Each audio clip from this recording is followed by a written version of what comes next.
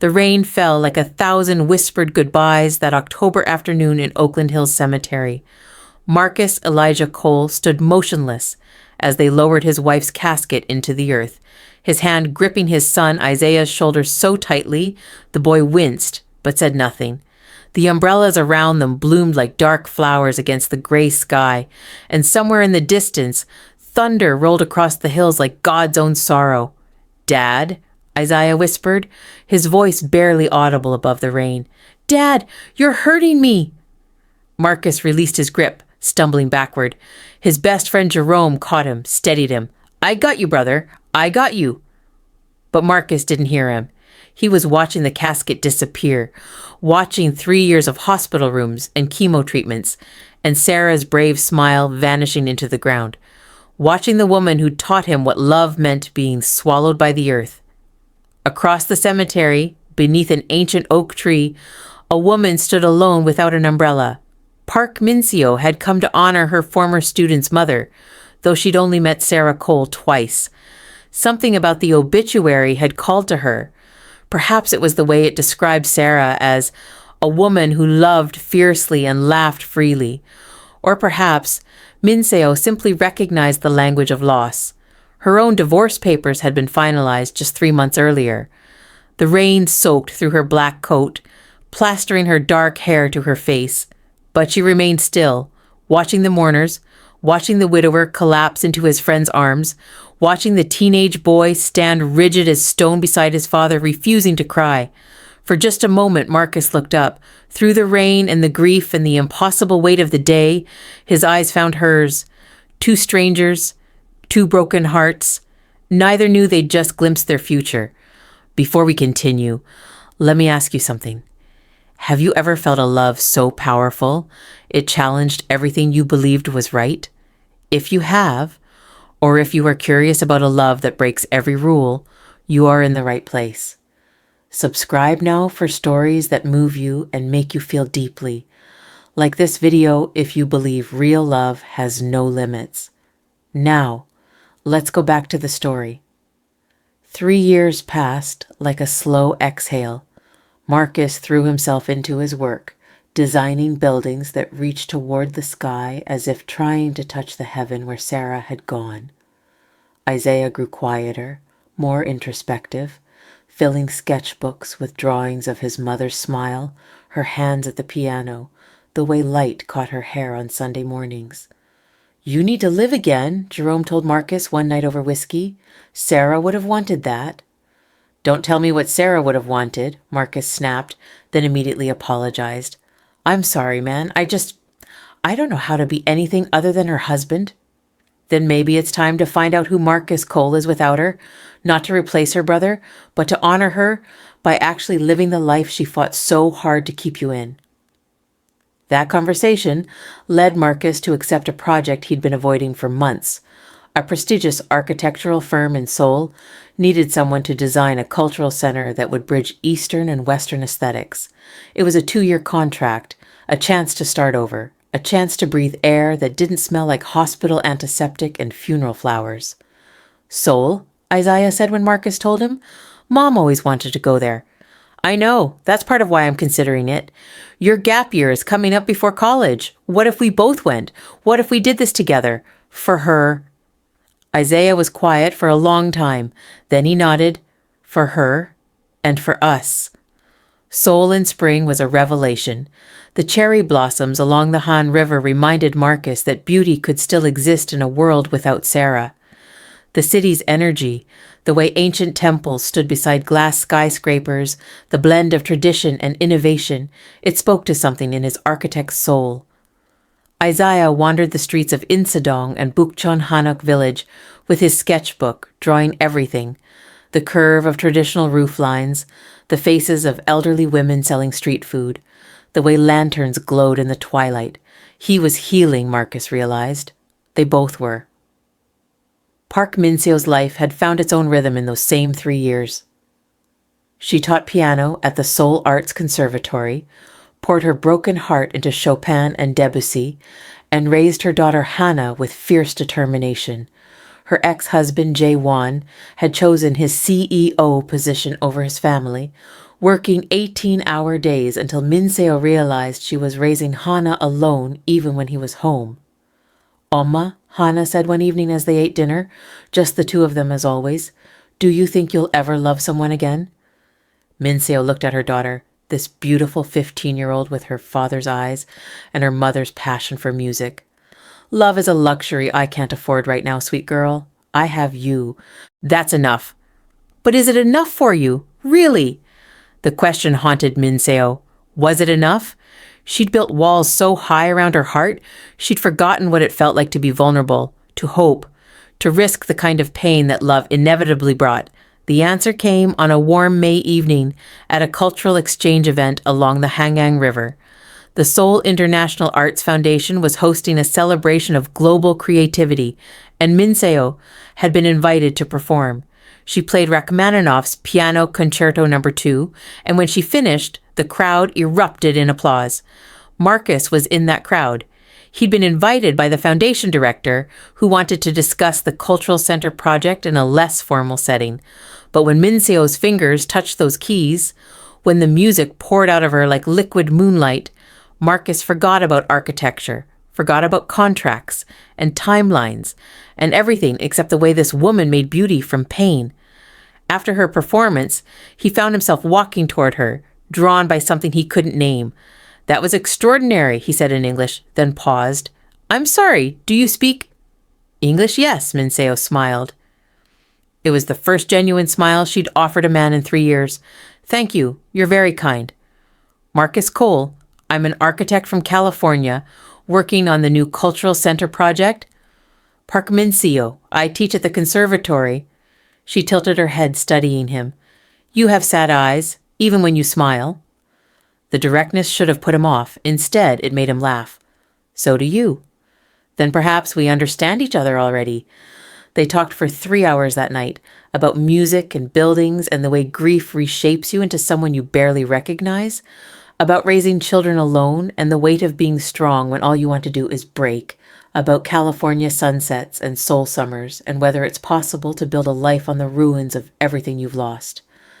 "My wife died 3 years ago," Marcus said as they walked along the river. "Cancer. She fought like hell, but—" "I'm sorry. That kind of loss, it never really heals, does it? It just becomes part of who you are." "You sound like you know." "Different loss? Divorce? But loss all the same? The death of who I thought I'd be, who we'd be together?" Marcus stopped walking, turned to face her. The city lights reflected in the water behind them, and somewhere a street musician played a saxophone. "Is it crazy that I feel like I know you? Like I've been looking for you?" Min-seo's breath caught. "Yes, completely crazy. But I feel it too." Their courtship was slow and deliberate, two wounded people learning to trust again.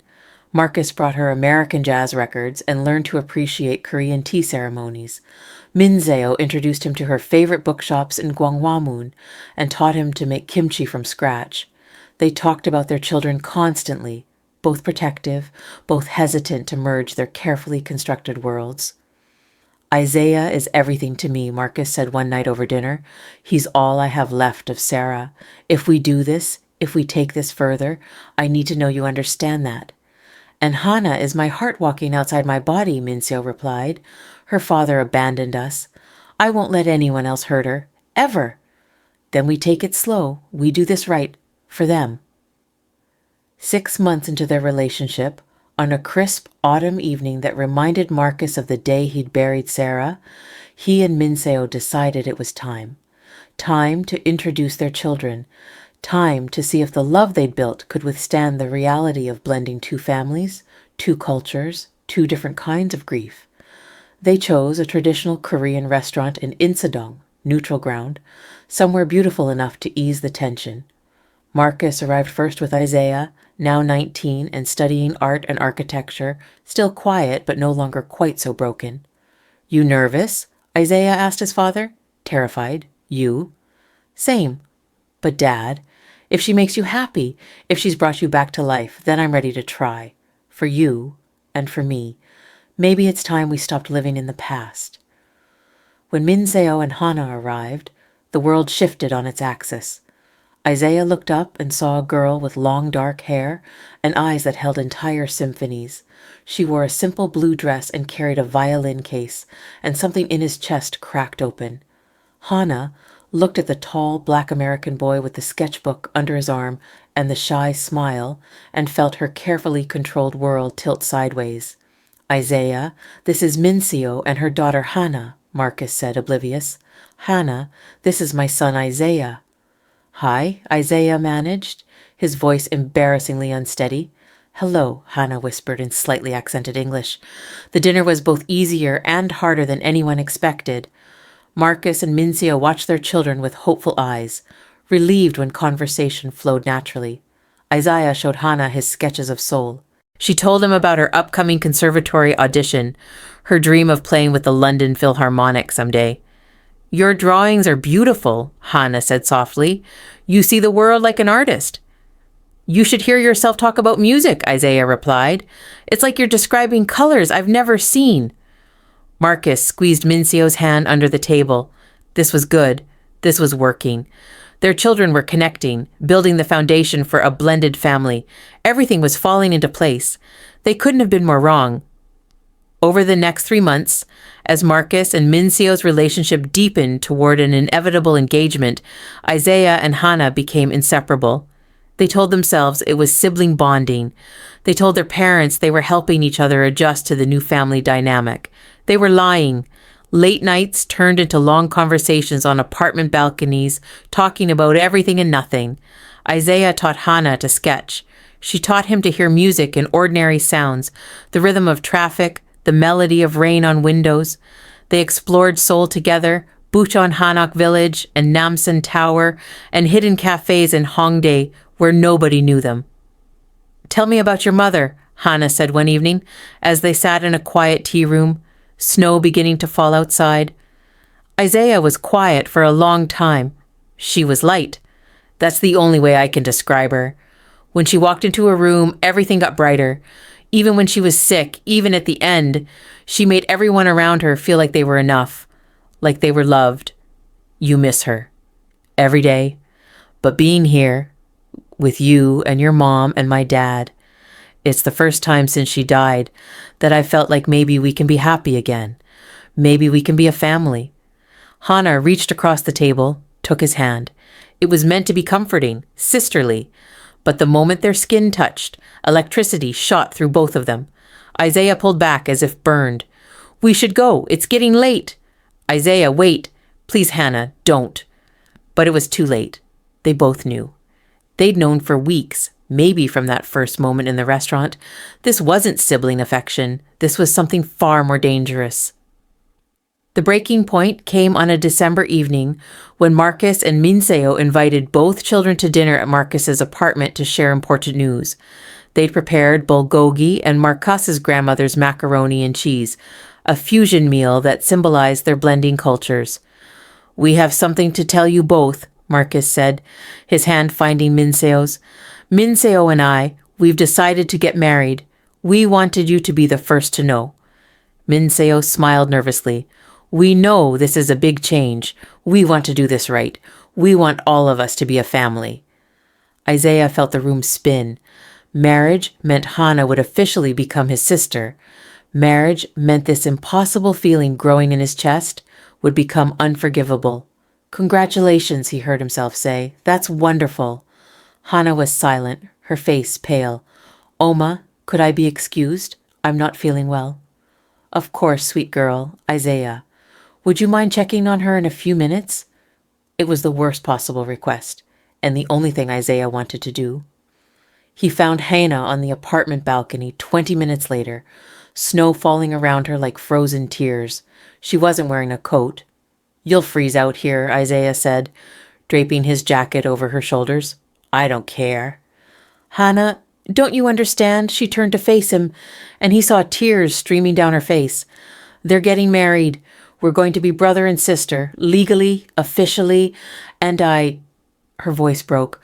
I can't do this, Isaiah. I can't pretend anymore. Pretend what? That I don't feel this. That every time you look at me, my heart doesn't stop. That I don't lie awake at night thinking about you. that I haven't fallen completely, impossibly in love with you." The words hung between them like forbidden fruit. Isaiah felt his own tears start, hot against his cold skin. "Hana, we can't. You know we can't. Our parents—" "I know! Don't you think I know? I've tried to stop. I've tried so hard. I've told myself 1,000 times that this is wrong, that you're going to be my brother, that this is impossible, but it doesn't change how I feel." Isaiah stepped closer, his hands shaking. "I'm in love with you too. I have been since that first dinner. Maybe before. Maybe from the moment I saw you walk into that restaurant. And it's destroying me, Hana, because I can't have you. Because loving you means betraying my father and your mother and everything they're trying to build." "Then what do we do?" "I don't know." They stood in the falling snow, two people in love with everything against them. And then Isaiah did the only thing he could do. He turned and walked away. The next 2 months were torture.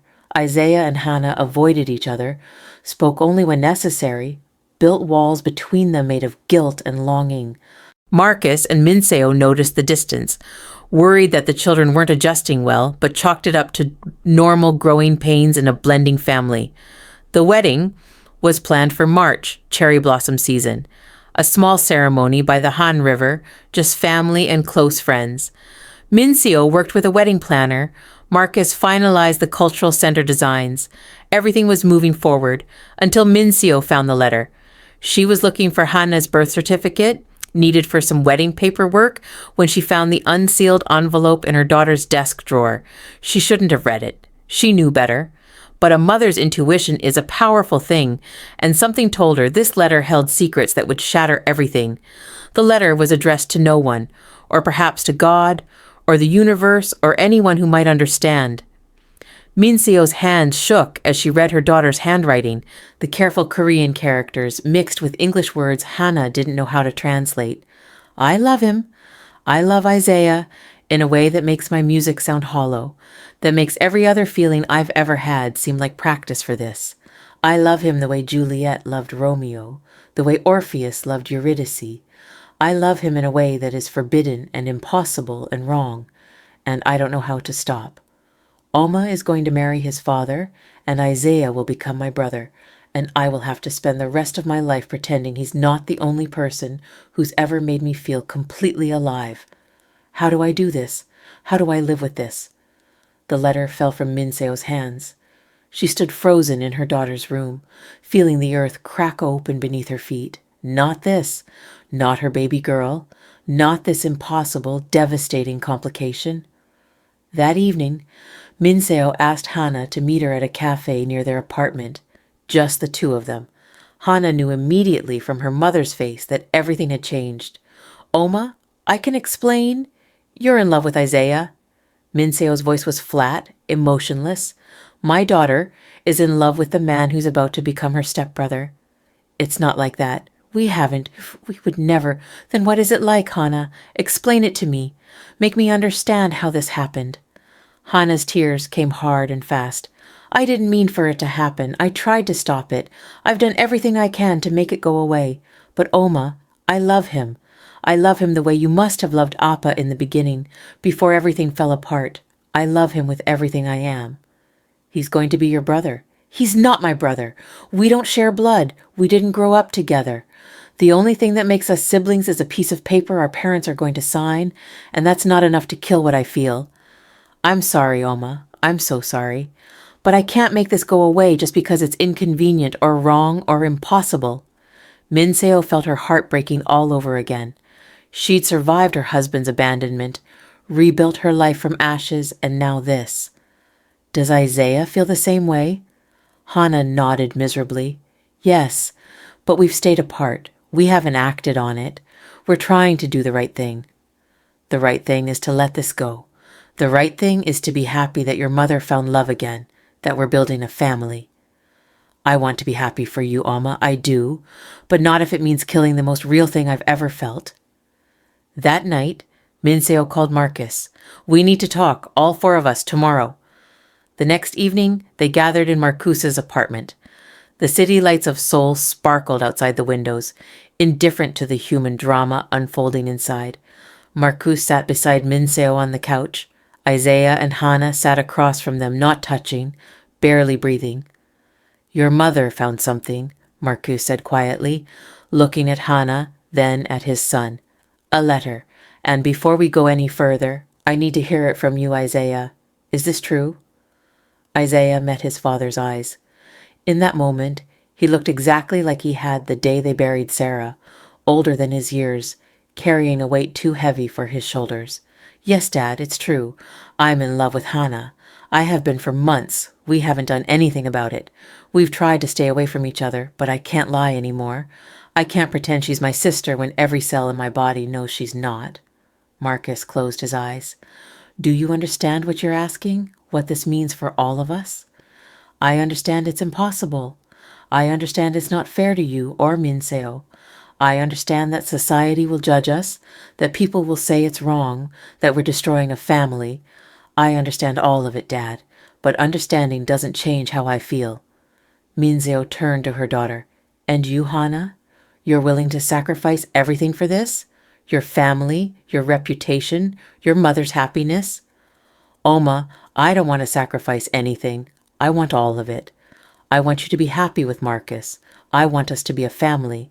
But I also want the right to love who I love. And I know that sounds selfish and impossible, but it's the truth. The silence that followed was crushing.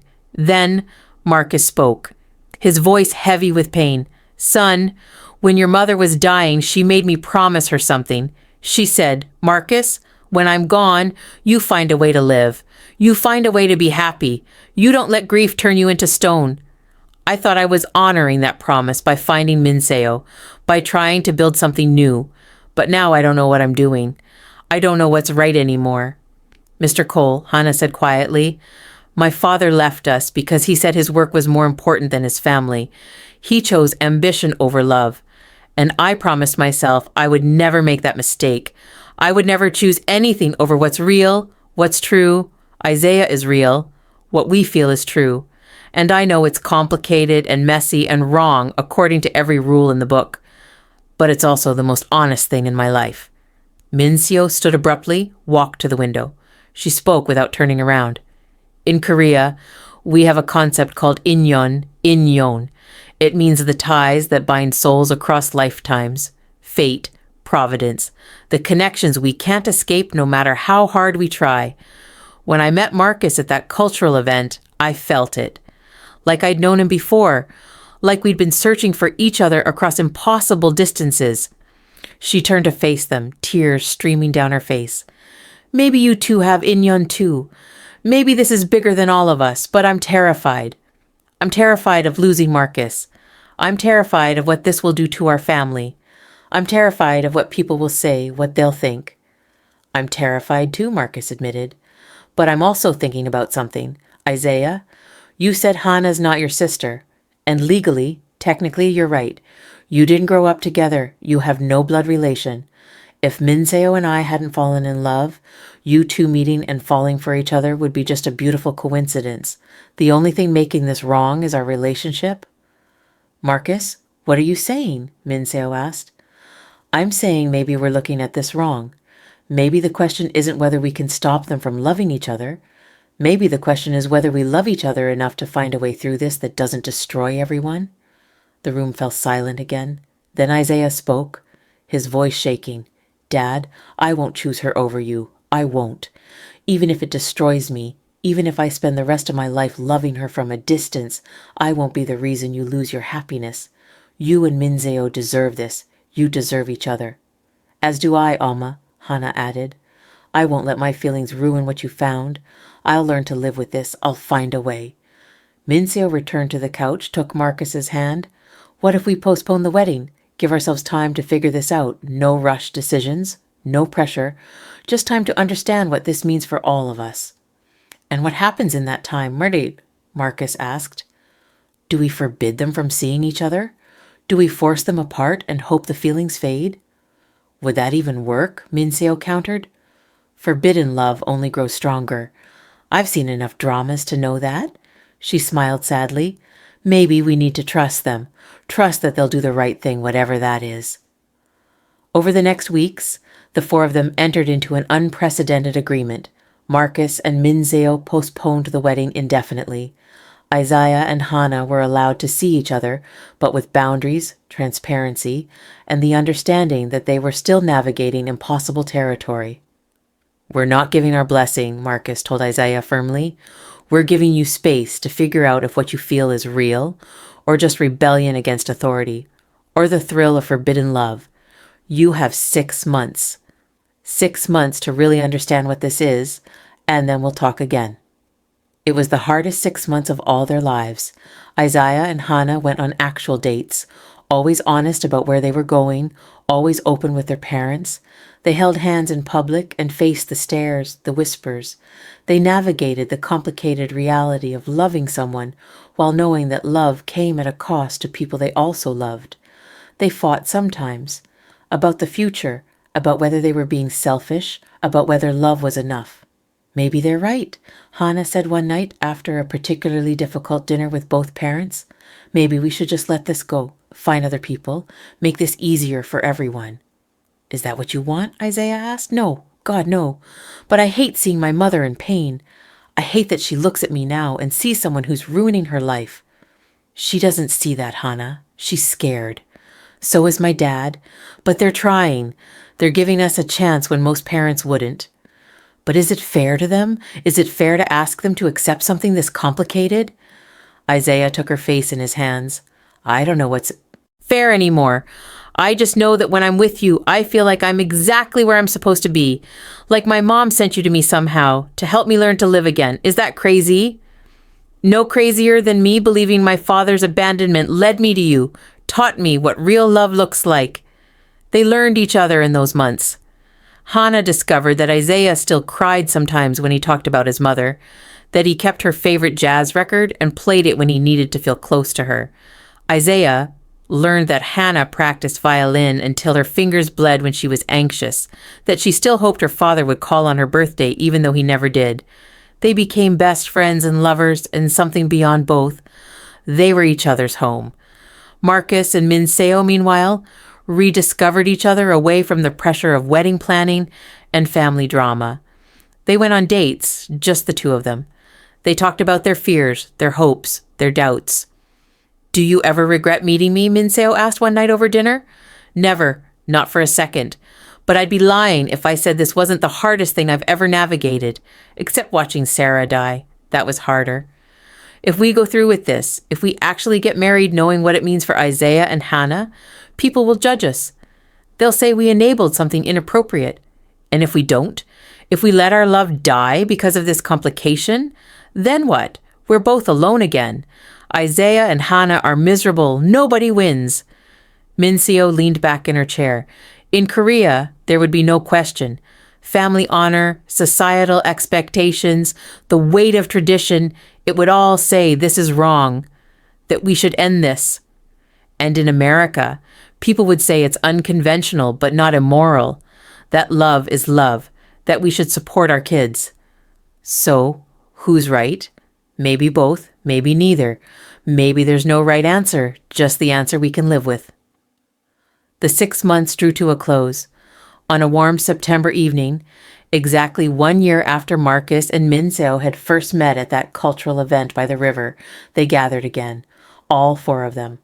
This time in a traditional hanok that Min-seo had rented for the occasion, a beautiful space with paper doors and wooden floors that creaked with history. They sat in a circle on floor cushions, tea between them. No accusations, no ultimatums. Just four people trying to find truth in impossible circumstances. Marcus spoke first. "Isaiah, Hana, your mother and I have done a lot of soul searching these past 6 months. We've talked to therapists, to other blended families, to ourselves, and we keep coming back to the same question. What is family?" Min-seo continued. "Is family defined by law, by blood, by tradition, or is it something deeper, something we choose, something we build?" "We don't have all the answers," Marcus admitted, "but we have some truths. Truth 1, I love Min-seo. I want to spend my life with her. That hasn't changed. Truth 2, Min-seo added, I love Marcus. He brought me back to life when I thought I was done with love. That hasn't changed either. Truth 3, Marcus said, looking at his son. You're a good man, Isaiah. You've handled this with more maturity and integrity than I had any right to expect. You've been honest. You've respected boundaries. You've put our feelings ahead of your own wants. That tells me something about the kind of love you feel for Hana. Min-seo's voice shook as she spoke. Truth 4, Hana, you've grown up before my eyes these past months. You've faced your feelings with courage. You've never once demanded we choose you over our happiness. You've tried to carry this burden alone, and that breaks my heart because you shouldn't have to. So here's what we've decided, Marcus said. Min-seo and I are getting married.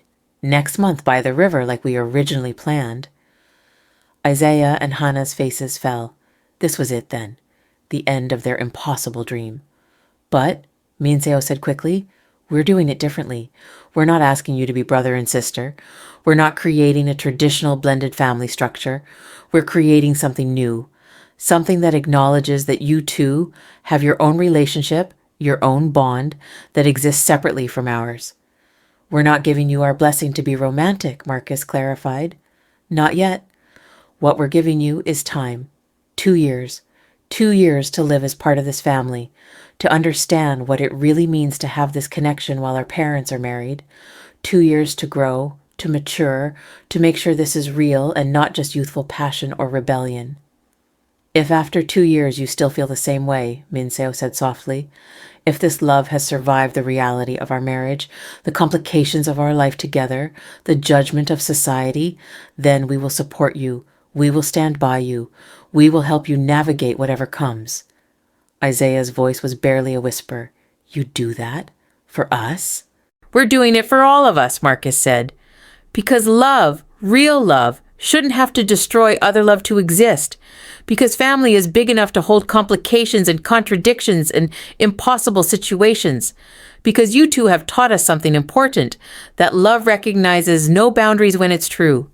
Hana was crying, her mother's arms around her. Oma, I don't deserve this. I don't deserve your grace. Yes, you do. You deserve a mother who's brave enough to see that her daughter's happiness matters as much as her own.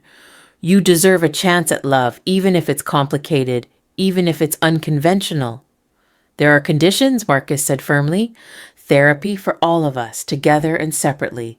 Absolute transparency. Respect for the fact that this is uncharted territory. And understanding that if this damages the family we're trying to build, we'll have to reassess. We agree to everything, Isaiah said immediately. Thank you, Dad. Thank you, Min-seo. You're giving us something we never thought possible. The wedding took place on a perfect October morning, 1 year and 3 days after Sarah's funeral. The cherry blossoms had given way to autumn leaves, and the Han River reflected gold and crimson light. Marcus wore a traditional Korean hanbok in deep blue. Min-seo wore a white dress with Korean embroidery, a fusion of cultures like their love. Isaiah stood as his father's best man. Hana played violin as her mother walked down the aisle, a piece she'd composed herself called Second Chances. When Marcus and Min-seo exchanged vows, they spoke not just to each other, but to their children. I vow to love you, Marcus said to Min-seo, and to love the family we're creating in all its beautiful complexity. I vow to be brave enough to let love take forms I never imagined. I vow to honor the past while building the future. I vow to love you, Min-seo said, and to trust that love multiplies rather than divides. I vow to choose courage over fear, hope over certainty. I vow to believe that our family is strong enough to hold every kind of love we bring to it. There wasn't a dry eye in the small gathering. Jerome, Marcus's best friend, gave a toast. To love that breaks boundaries, to families that defy definition, to having the courage to write your own story. The next 2 years were not easy. Isaiah and Hana navigated their relationship under the watchful eyes of their parents and the judgment of society. They faced whispers at family gatherings, raised eyebrows from friends who couldn't understand. They went to therapy, worked through jealousy and insecurity, and the weight of knowing their love came with consequences, but they also grew. Isaiah's art flourished. He had a gallery showing in Gangnam featuring pieces inspired by Korean-American fusion, the blending of worlds. Hana earned a spot at the Royal College of Music in London, her talent undeniable. Marcus and Min-seo's marriage deepened. They learned to navigate cultural differences, to laugh at misunderstandings, to build a home that honored both their histories. The cultural center Marcus designed won international awards, praised for its innovative blend of traditional and modern East and West. They became a family. Messy, complicated, unconventional, but real. 2 years to the day after the wedding, they gathered again. This time at the newly opened Cultural Center, in a room with floor-to-ceiling windows overlooking Seoul. Isaiah was 21 now. Hana was 20. They'd both dated other people briefly, tested whether their feelings were unique or just the first strong attachment either had experienced. Every other relationship had felt like practice, like echoing someone else's song. "So," Marcus said, 2 years, here we are. Isaiah took Hana's hand. They'd agreed to face this moment together, whatever came. "Dad, Min-seo, these 2 years have been the hardest and best of my life. I've learned what it means to be part of this family. I've learned that love isn't just feeling, it's choice. Every day, I choose Hana. Every day, she chooses me, and it hasn't gotten easier or simpler, but it's gotten more real." "Oma, Marcus," Hana said, "I know this isn't what you imagined when you fell in love.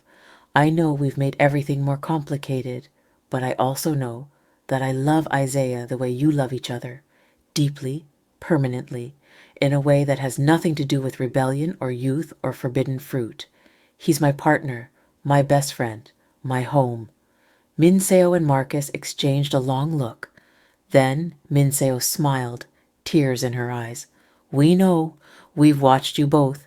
We've seen how you support each other, respect each other, challenge each other to be better. We've seen real love." "We're not saying it will be easy," Marcus added. "Society doesn't have a box for what you are to each other. You'll face judgment. You'll have to explain yourselves constantly. People will call it wrong, inappropriate, even though there's nothing illegal or immoral about it." "We know," Isaiah said. "We're ready." "Then you have our blessing," Min-seo said. "Full, complete, absolute blessing. Be together. Be happy. Build the life you want." Hana collapsed into her mother's arms, sobbing. Isaiah hugged his father, felt Marcuse's tears on his shoulder. "Thank you for being brave enough to see us," Isaiah whispered. "Thank you for loving us enough to let us love each other." That evening, the Cultural Center hosted its official opening gala. Isaiah had designed an installation specifically for the event, massive projections of his artwork that danced across the building's facade. Hana performed, her violin singing out across the crowd. The piece she played was new, composed with Isaiah. It was called Inyon, Threads Across Worlds, and it told their story without words. The melody wove between Korean traditional music and American jazz, between grief and hope, between impossible and inevitable. As she played the final note, Isaiah joined her on stage, not to perform, but simply to stand beside her. He took her hand, and in front of everyone, family and strangers, he kissed her forehead. The crowd applauded, not knowing the depth of what they'd witnessed. But Marcus and Min-seo knew. Jerome knew. The small circle of people who'd walked this journey with them knew. This was victory. This was love transcending every boundary. This was family redefined. Later, as the gala wound down and Seoul sparkled beneath them, the four of them stood together on the center's rooftop terrace, the same view of the Han River where Marcus and Min-seo had first met, where they'd married, where everything had begun. "You know what I think?" Min-seo said softly. "I think Sarah would approve." Marcus smiled. Yeah, I think she would. She always said love was the point of everything, the only thing that really mattered." "My father wouldn't approve," Hana said, "but I don't care. He chose to leave. This family chose to stay, to fight, to love each other through impossible things. That's what matters." "To impossible love," Isaiah raised an imaginary glass. "To families that defy definition," Marcus added. To being brave enough to write your own story, Min-seo said. To us, Hana finished. All of us. This beautiful, complicated, perfect us. Rain began to fall, soft and warm, and instead of running for cover, they stayed. 4 people who'd learned that love, real love, requires courage. The courage to grieve and then live again. The courage to trust after betrayal. The courage to choose hope over fear. The courage to love beyond boundaries, beyond rules, beyond everything that says it should be impossible. In the rain, they were baptized new. Not a traditional family, not a conventional love story, but real, true, theirs. And as Seoul's lights reflected in the wet streets below, as the river flowed on toward the sea, they stood together. Proof that some loves are written in the stars, some loves transcend every boundary. Some loves teach us that family is not what you're born into, it's what you choose, what you build, what you're brave enough to fight for. The rain fell like 1,000 whispered beginnings, and they were ready. Together. Finally, impossibly, beautifully together. If this story touched your heart, if you believe in love that breaks every boundary, hit that like button and drop a comment telling me what moment resonated with you most. Subscribe to this channel for more stories that celebrate the courage it takes to love authentically, to build families that defy definition, to choose hope even when the world says it's impossible, because love, real love, is always worth fighting for.